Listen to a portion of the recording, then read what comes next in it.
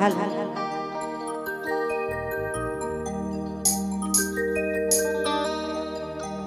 तो सबसे पहले तो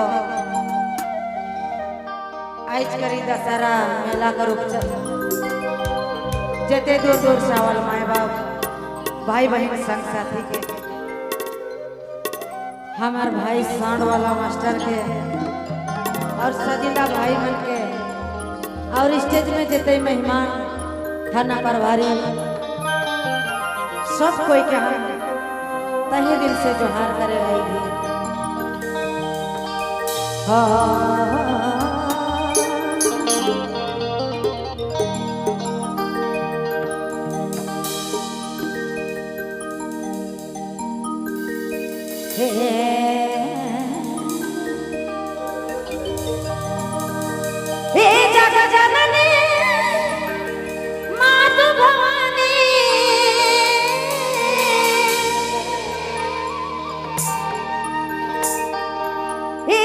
जननी मातु भवानी सिंह के सवार है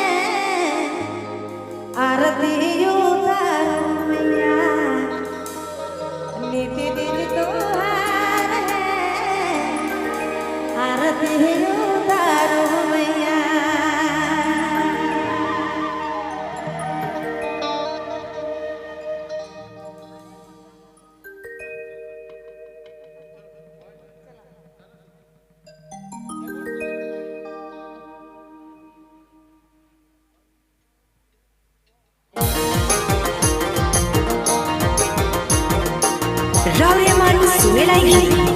नागपुरी फोकस यूट्यूब चैनल की प्रस्तुति।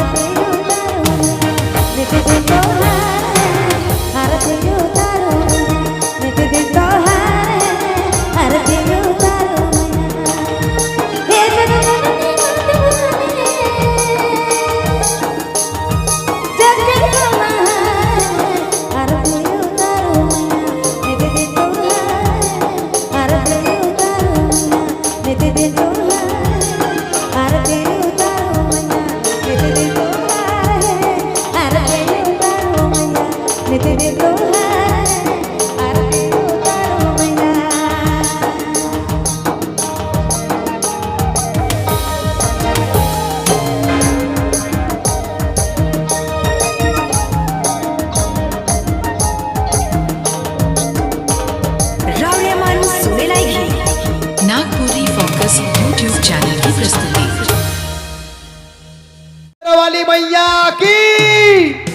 बोल सच्चे दरबार की। सबसे पहले हमने लगा थी मंच आवाज श्रीमती चिंता देवी जी के एक प्यारा सा भक्ति गीत कर साथ, वंदना गीत कर साथ और आज का राय तमाम पसंद कर गीत जे गीत और मन के बेस लागेला हर गीत के हमरे करब शामिल। लेकिन सबसे पहले हमरे माता रानी कर चरणों में एक प्यारा सा भजन गीत करब समर्पित और करब आज वाला कार्यक्रम कर शुभ शुरुआत हमरे। तो मैं चाहूंगा श्रीमती चिंता देवी जी आप आए मंच पर एक प्यारा सा भक्ति वंदना गीत के साथ और आज के इस कार्यक्रम की शुभ शुरुआत आप श्री गणेश करेंगे। और फिलहाल हर वर्ष कर भांति इस वर्ष भी बघिमा करी पावन धरती में जो हमारे ऐतिहासिक इंद यात्रा है उकर राइट हमरे एंजॉय करना सब कोई तैयार ही। चलू कर अब शुरुआत सबसे पहले हमरे चिंता देवी जी का आवाज कर साथ और एक पसंद वाला गीत का साथ। तो सबके एंजॉय करे खाए झूमे खाए खुशी मनाई का सबसे पहले हमरे माता रानी कर चरण एक प्यारा सा भजन गीत करा थी समर्पित और करा थी आज वाला कार्यक्रम कर शुरुआत हमरे। तो मैं चाहूंगा पाए मंच पर श्रीमती चिंता देवी जी और माँ दुर्गा वंदना कर साथ एक भक्ति गीत कर साथ हमरे कार्यक्रम के शुरुआत करे जाती। और जे मन खड़ा ही मन साग्रह है अपन अपन स्थान में शांति बनाए के बैठ जाओ। कल के बेसब्री से इंतजार रहे इंतजार वाला घड़ी के हमरे समाप्त करा थी रोले कर पसंद वाला कार्यक्रम कर शुरुआत करा थी। तो मैं चाहूंगा पाए मंच पर और आज का राय सबके शांतिपूर्ण कार्यक्रम कर एंजॉय करे खाए हर पसंद के फरमाइश के करबू बारी बारी शामिल मोए। पहला शुरुआत एक भक्ति गीत कर साथ।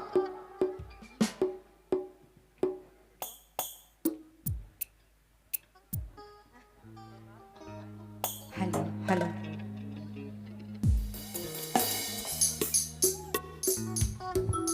Hello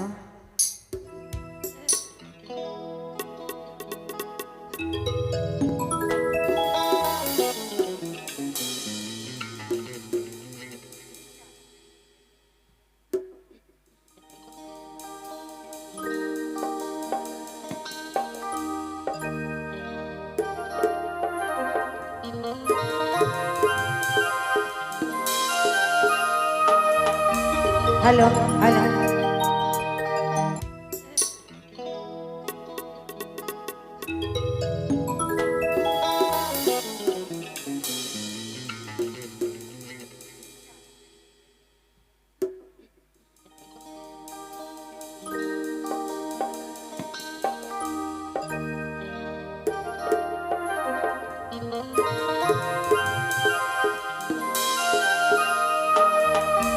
hello hello